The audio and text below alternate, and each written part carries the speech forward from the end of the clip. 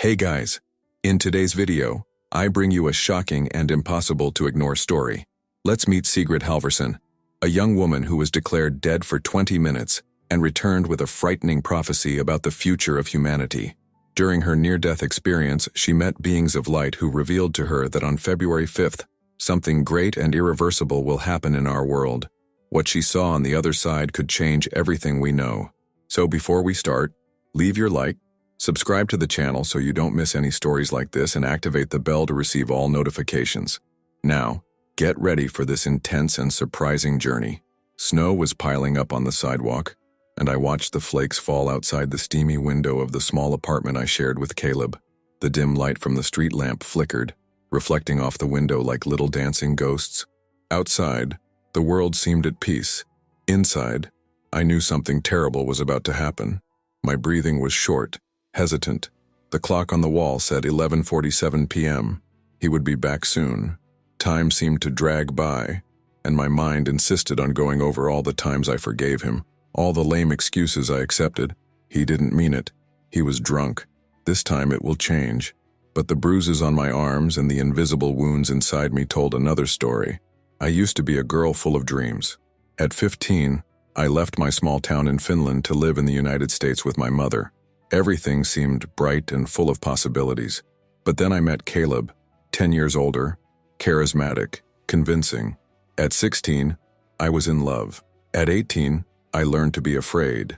Now, at 24, I was a prisoner in my own home.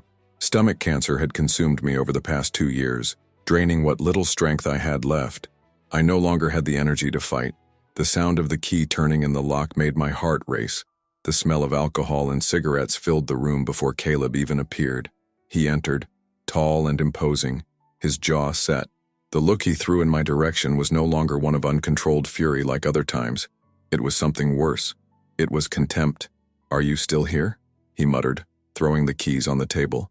I swallowed hard, without responding. The radio played an old song, almost imperceptible amid the weight of tension in the air. He laughed, shaking his head. "You really think there's a way out, don't you?" I felt my stomach drop. I knew what was coming next. He walked toward me slowly, and when he extended his hand, I thought for a second it was a gesture of truce. But then his fingers closed around my neck. The world began to darken. The grip around my neck was cold and unforgiving. My fragile fingers tried to grab Caleb's wrists, but he was much stronger. I didn't have a chance. The air escaped me in short, desperate waves. The pressure in my throat was absolute, and the sharp pain radiated through my skull. My vision began to blur as if I was being sucked into a distant dark tunnel. I tried to speak, but only a faint noise came out. Caleb's face was inches from mine, his eyes locked on mine. There was no remorse. There was no hesitation, just the certainty that at that moment, he was the master of my destiny. The radio continued to play in the background. The sound, once a muffled whisper, now sounded like a distorted echo. My body began to give in, muscles weakening. My senses screamed at me to fight, but something inside me already knew it was too late. My thoughts scrambled in quick flashes. The smell of coffee in my grandmother's kitchen in Finland. The cold wind biting my face the first time I saw the snow fall. My mother holding my hand as we crossed the street, her grip safe and warm. The salty taste of tears the day I was diagnosed with cancer. My life shouldn't end like this. The darkness swallowed me completely, and then silence. Time ceased to exist. There was no cold. There was no heat. Just an absolute void. Suddenly I felt a gentle tug, as if I were floating away. The weight of my body disappeared, and for a brief moment, the pain was gone. When I opened my eyes, I was above it all. I could see my own body lying on the living room floor, and there is Caleb. He was kneeling, hands shaking, eyes wide. For the first time, the fear was in him, not in me. I watched as he backed away slowly, breathing hard, his lips parted like he was about to vomit. He didn't want to believe what he had done, but it was too late. The radio was still playing, a melancholy song filling the space like a requiem. My vision expanded. The wall of the apartment dissolved, as if I were being pulled beyond reality. The ceiling disappeared, and I floated into a darkness lit by golden and bluish tones. Something called me, and then I was taken. The feeling of being pulled up was both terrifying and incredibly serene. I no longer felt fear. nor pain, nor any trace of the terror I had experienced moments before. It was as if my body was just a weight that had been left behind. The darkness around me was not threatening. On the contrary, it was welcoming, like the space between dreams. Little by little, points of light began to appear, small golden sparks that danced around me, growing in intensity. Then, a warm breeze ran across my skin, or what was left of my essence. I floated gently toward a vast field, covered in golden mist and illuminated by a light that seemed to have no origin. It was such a beautiful landscape that it made me forget everything that had been left behind. The sky was a deep blue, but no sun, no stars, just a diffuse glow that filled everything in a way that human words could not describe. And then, I saw them. Two figures stood out in front of me, my grandparents. I recognized them immediately, even though they looked different. They looked younger than when I last saw them, before their deaths. Their faces were soft. Their eyes sparkled with something beyond human emotion. But the most impressive thing was the aura that surrounded them, an invisible warmth, a feeling of pure and unconditional love that enveloped me like a touchless hug. My grandmother, Helena, smiled at me, and in that instant, the barriers between us disappeared. I didn't need to talk. I knew she heard me. "My girl, we can finally see you again." My grandfather, Laurie, nodded, his eyes carrying the wisdom of someone who has seen far beyond life and death. I wanted to cry.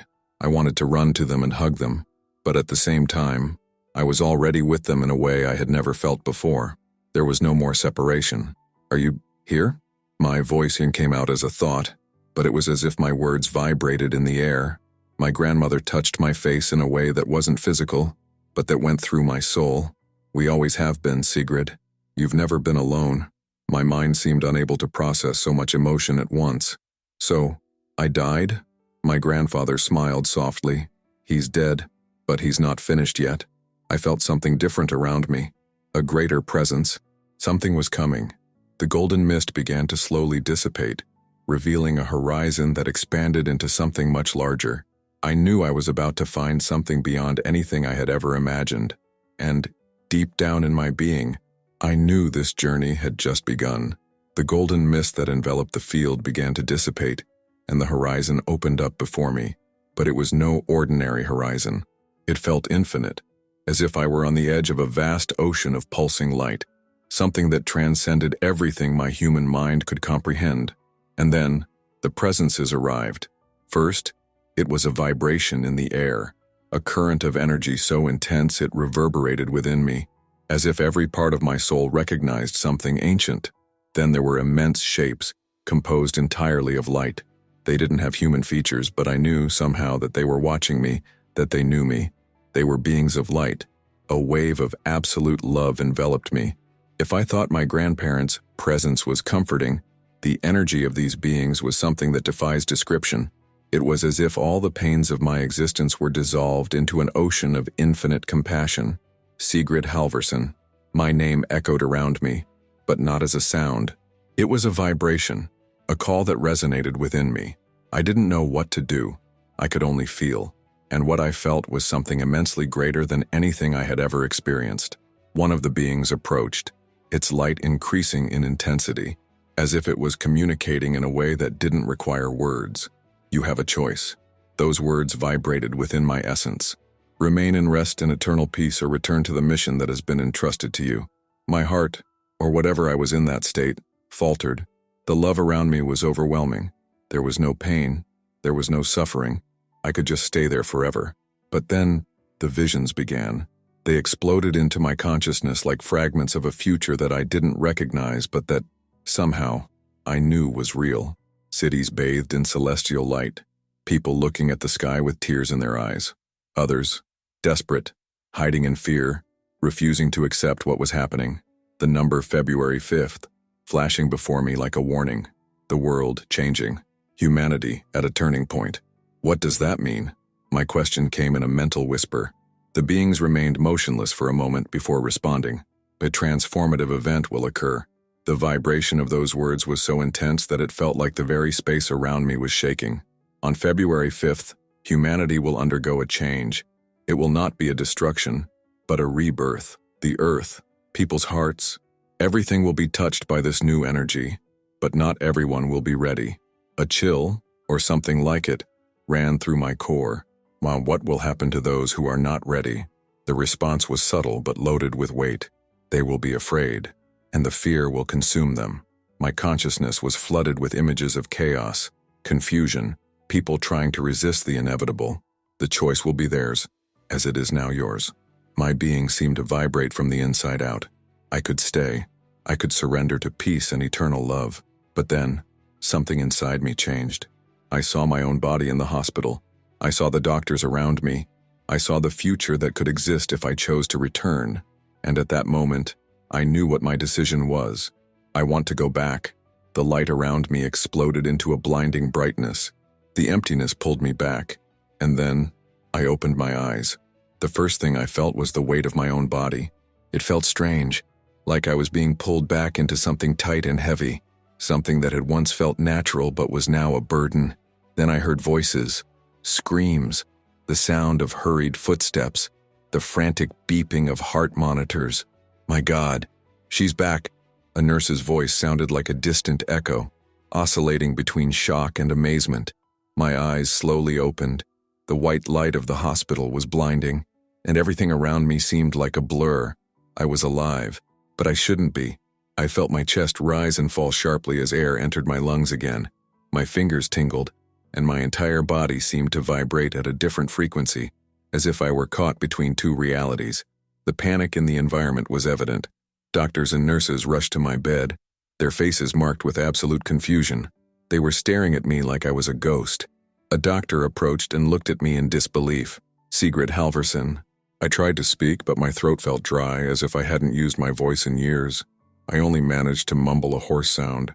She took my pulse, checked my temperature, then looked at the other doctors. That's not possible. Another doctor, a middle-aged man with glasses hanging off his face, looked at the heart monitor and shook his head. Her heart stopped for 20 minutes. There was a tense silence. None of them could explain what they were seeing. It was then that the youngest nurse in the group took a step back, covering her mouth with her hand. His gaze was fixed on something else. Dr. Carter, there's something wrong with the exams. The doctor, whose name, I now knew, was Evelyn Carter. He promptly picked up the papers and stared at them, his face becoming a mask of shock. This can't be right. A doctor next to her pulled out the clipboard and read it, his face turning pale. The cancer is gone. The eyes in the room turned to me, but I didn't need tests to know. I felt it. My body was no longer sick. There was no more pain, no more that suffocating weakness. I wasn't just alive. I was cured. For a moment, silence dominated the environment. Everyone seemed to struggle to find some logical explanation, something that made sense within science and medicine. But the truth was simple. I had died, and now I was back. No illness, no limitations. The young nurse was still paralyzed, her eyes watery. Finally, she murmured, "This is a miracle." Dr. Carter took a deep breath and ran a hand over her face, trying to organize her thoughts. Finally, he looked at me and said, "Sigrid, can you hear me? Do you understand where you are?" Yes, I understood. I was in the hospital. I had died, and something much bigger had happened. But then, another truth hit me like thunder. I didn't come back just to live. I came back with a mission, and suddenly, the voice of the beings of light echoed in my mind again. February 5th. I didn't know how, but I knew that the world needed to prepare, and time was running out. Air fills my lungs as if I'm taking my first breath, but I know I shouldn't be here. My body, which should be exhausted, ravaged by cancer, now feels whole. My skin is no longer cold, my bones don't ache, and for the first time in years, there is no weakness. The hospital around me is in a state of shock. Doctors and nurses surround me, their eyes wide, trying to comprehend the impossible. I see Evelyn Carter, who until now maintained a professional posture, struggled to hide the astonishment on his face. "Sigrid, can you hear me?" she asks, her voice hesitant. Yes, my own voice sounds strange to me. It's like I haven't spoken in a long time. Dr. Carter exchanges looks with another doctor, who just shakes his head, still looking at the exams. I know what he's seeing. The cancer disappeared. The same cancer that, weeks ago, condemned me to a slow and inevitable death. This doesn't make sense. The man mutters to himself, turning the clipboard as if, somehow, the answer was hidden there. But I know what happened, and I know they will never understand the way I do. The images are still vivid in my mind. The beings of light, the golden field, the words that echoed through my soul. February 5th. The thought hits me like lightning. I need to speak. I saw something. The words come out before I can hesitate. My throat is dry, but I continue. I went to another place. I saw my grandparents. And something else. An uncomfortable silence fills the room. Looks are exchanged. Sigrid, you suffered a prolonged cardiac arrest. Dr. Carter speaks cautiously. She doesn't believe it. At least, not yet. It could be that your mind created some memories while your body fought to survive. No, it was not an illusion. I died. My voice is firm, and the eyes turn to me again. I was dead for 20 minutes, and I know what I saw. Dr. Carter sighs, running a hand over her face. I know my insistence bothers you, but I need to continue. I was warned. Something big is going to happen on February 5th. A change. Something that will affect all of humanity. The environment becomes tense. They didn't expect me to say something like that. The young nurse, who until now has remained silent, takes a step forward, her eyes shining with something I don't see in others. Hope. What kind of change? She asks, almost whispering. I take a deep breath. The words spill out of me before I can try to explain them rationally.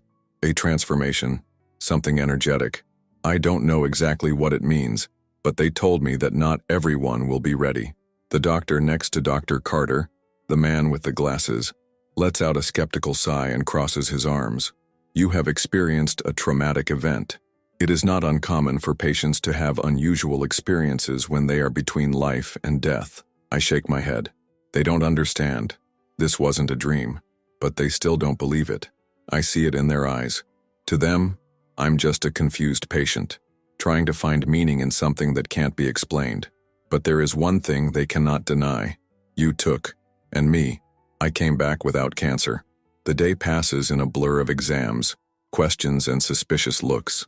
Doctors find no explanation, no scientific reason for me to be alive. There is no logic for the disease to have disappeared as if it had never existed. That night, I am left alone in the hospital room, but I know I'm not alone. I close my eyes, and their presence is still there, the beings of light. And again, that single message resonates within me. February 5th. The world needs to know, but who will believe me? Morning arrives slowly, bringing with it the pale light that shines through the hospital shutters. The room is silent, but inside me everything is boiling. The message from the beings of light still echoes in my mind. February 5th. I know I can't ignore it, but there is one question that torments me. Who will believe me? I'm nobody important. I am not a scientist, nor a theologian, nor a medium. Just a woman who died, saw something no one can explain, and came back cancer-free. The bedroom door slowly opens, and I see Evelyn Carter, to enter. His face looks more tired than yesterday, as if he had spent the entire night trying to find some rational explanation for the impossible. She watches me for a moment before speaking. Are you feeling well? Better than ever. My answer is sincere. My body has never been so strong. My mind has never been so awake. She lets out a sigh, closing the clipboard with a soft click. Sigrid, I don't know how to explain what happened to you. None of the exams make sense. The cancer was at an advanced stage, and now there is nothing, no remnants. She leans forward slightly, and I notice something different in her eyes. Doubt, not in me, but in everything she always believed in. Has this ever happened before? I ask. She hesitates. Not like that. I've seen spontaneous remissions, but nothing like this. You were dead. Your brain shouldn't be functioning after so long without oxygen. But here you are, talking to me, and healthy. So maybe the explanation doesn't lie in science. His lips press together. I know I'm pushing a line she's not ready to cross. Let's focus on the facts, Sigrid. You have had an unusual experience.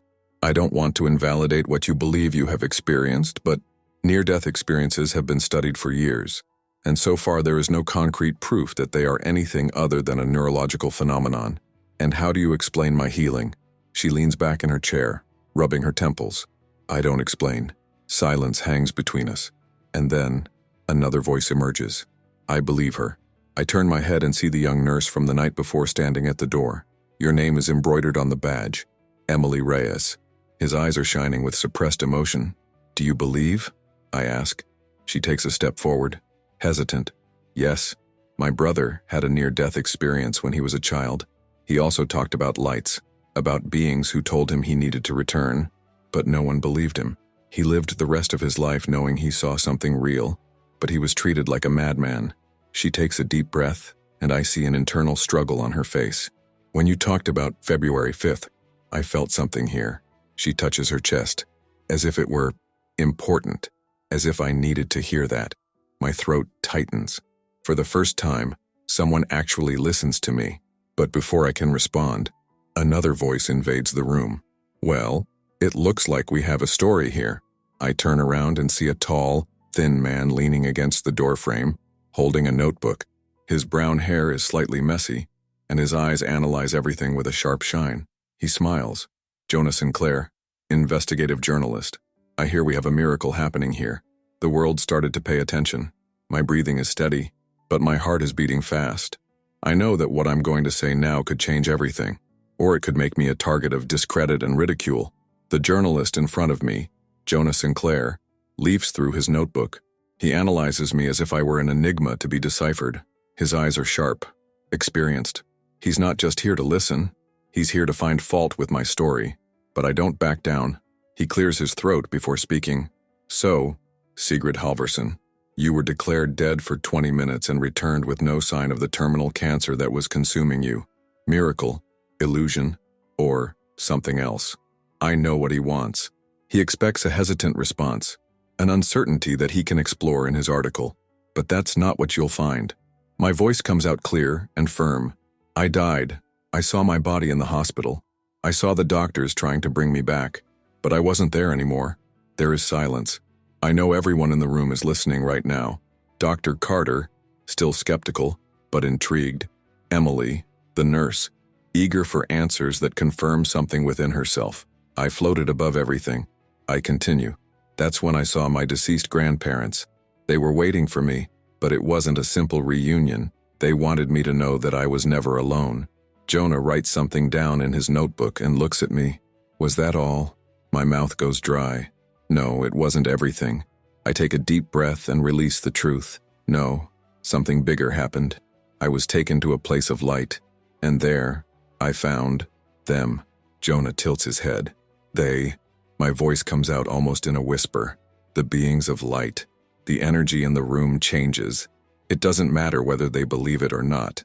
Everyone feels the weight of what I'm saying. They showed me something, I say. Something that is about to happen. Something that no one can stop. Jonah closes the notebook. His tone is almost playful, but there is a slight tremor in his voice. Let me guess. The end of the world. I shake my head. No, the world will not end, but he will never be the same again. The silence drags on. Then Emily speaks, hesitantly. What will happen? My voice is stronger now. The message is inside me, and I know I need to say it. On February 5th, something big is going to happen. Something that will affect all of humanity. Dr. Carter crosses her arms.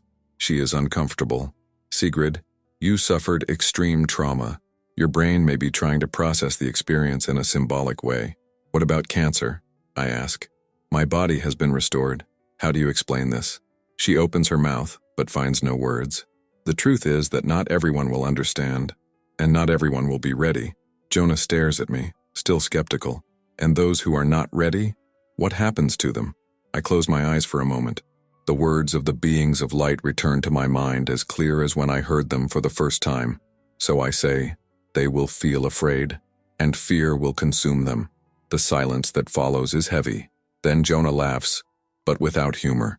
Well, that's definitely the craziest thing I've heard this week. But I see his fingers grip the edge of the pad tightly. He is affected. He felt something. And I know the message has already started to spread. The hospital seems smaller than before. Or maybe I'm the one who grew up inside. Something has changed since I started telling you what I saw. The message is now no longer mine. She belongs to the world. I know this because the reactions began. The nurse Emily is the first to openly believe it.